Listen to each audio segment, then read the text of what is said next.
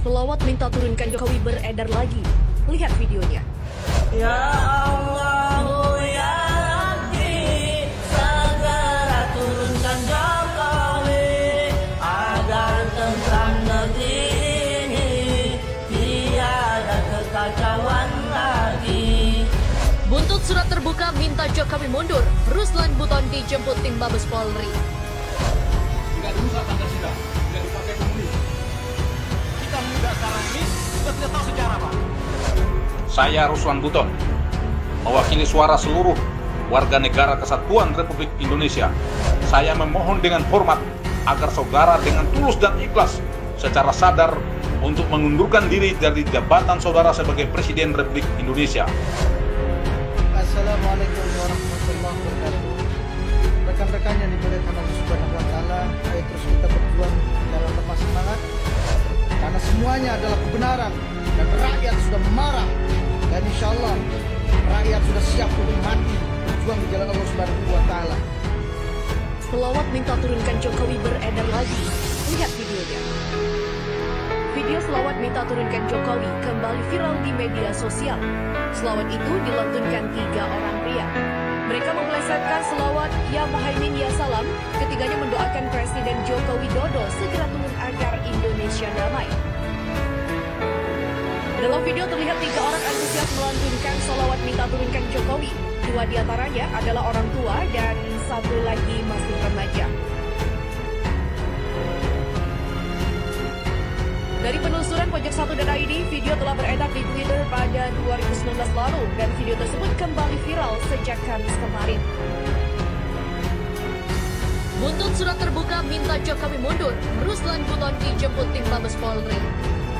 Surat terbuka Panglima Serdadu Ekstrima Nusantara Ruslan Buton kepada Presiden Joko Widodo yang viral di media sosial beberapa waktu terakhir berbuntut panggilan polisi. Dia dijemput tim Mabes Polri bersama Polda Sultra di Desa Wabula 1, Kecamatan Wabula, Buton, Sulawesi Tenggara untuk selanjutnya menuju Polres Buton pada Selasa 28 Mei. Ruslan Buton ketika diperiksa di ruang pidana khusus atau Pinsus Polres Buton mengenakan kemeja putih lengan pendek dan celana jeans hitam. Wakapolres Buton Kampola Umuri ketika dikonfirmasi belum dapat memberikan keterangan lebih.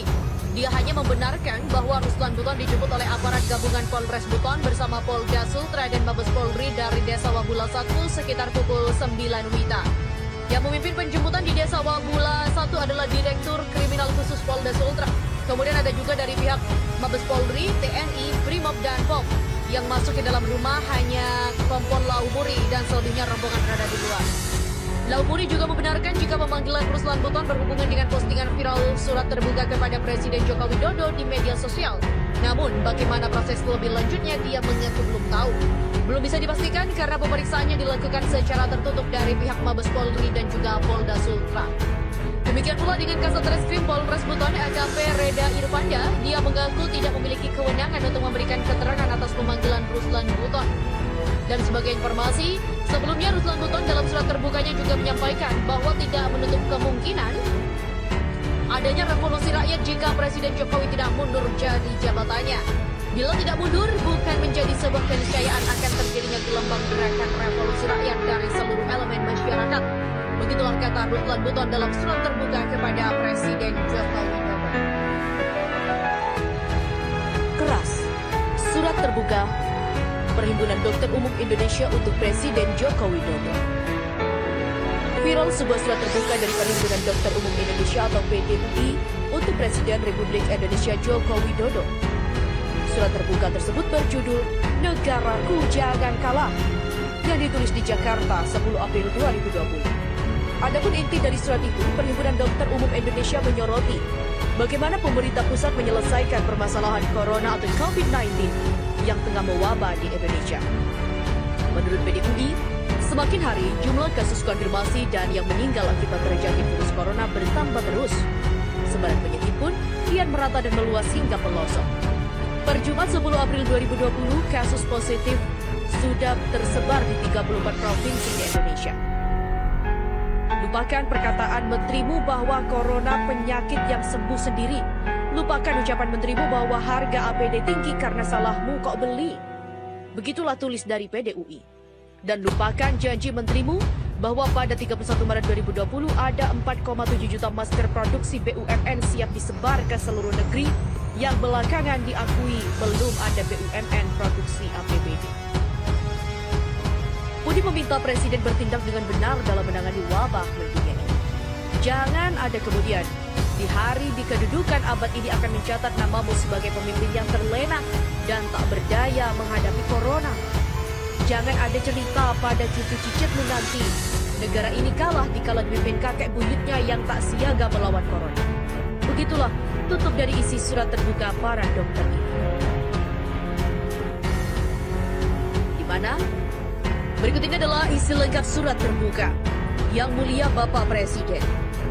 Hari ini, Jumat 10 April 2020, tepat 40 hari sejak Yang Mulia Bapak Presiden mengumumkan kasus konfirmasi pertama COVID-19 di Indonesia. Saat ini telah berkembang sedemikian pesat menjadi 3.512 orang terkonfirmasi positif. 282 orang atau 8,0% meninggal dunia dan 306 orang 8,7% dinyatakan sembuh.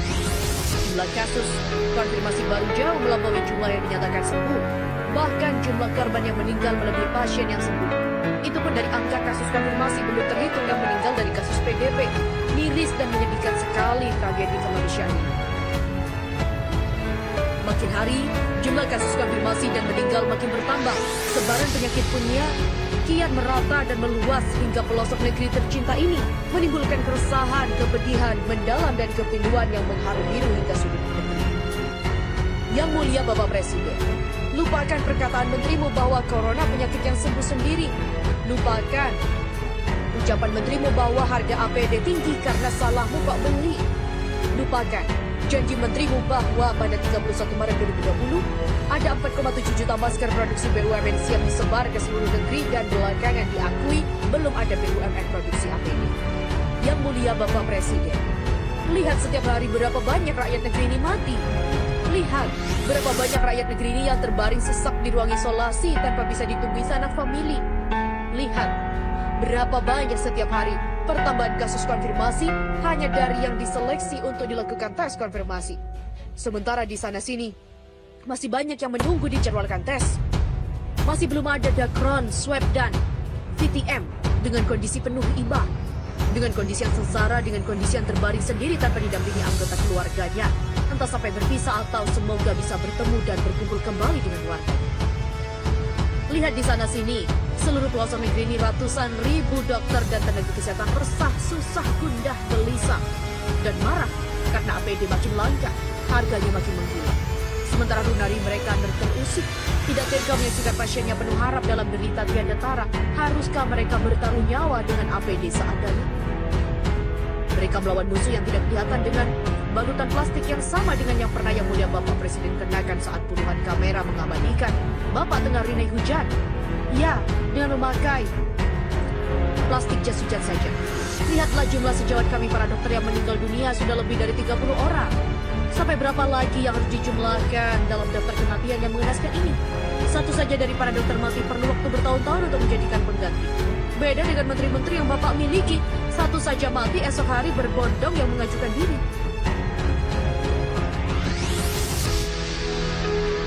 Yang Mulia Bapak Presiden, lakukanlah amanah di pundakmu.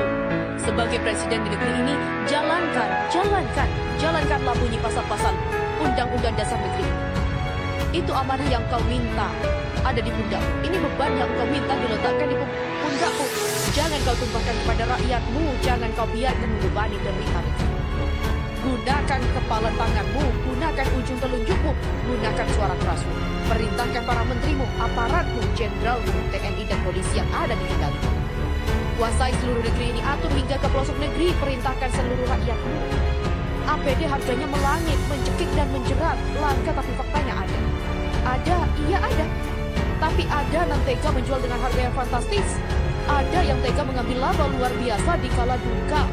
Ada yang tega mengiris saudaranya di tengah krisis. Negaraku hadirlah.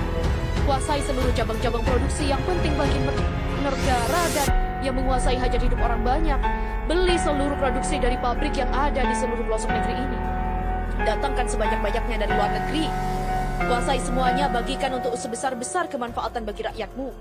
Tegakkan hukum, jeratlah dengan hukum pada siapa saja yang menjual APD dengan harga tinggi. Gunakan banyak undang-undang untuk menghadang tindakan mereka. Wahai negaraku, lawanlah. Perkasalah, jangan negaraku kalah. Yang mulia Bapak Presiden, raihlah tangan-tangan rakyatmu yang memohon pertolongan. Mereka yang menunggu uluran tali di tengah derasnya arus sebaran COVID-19 yang mematikan. Lemparlah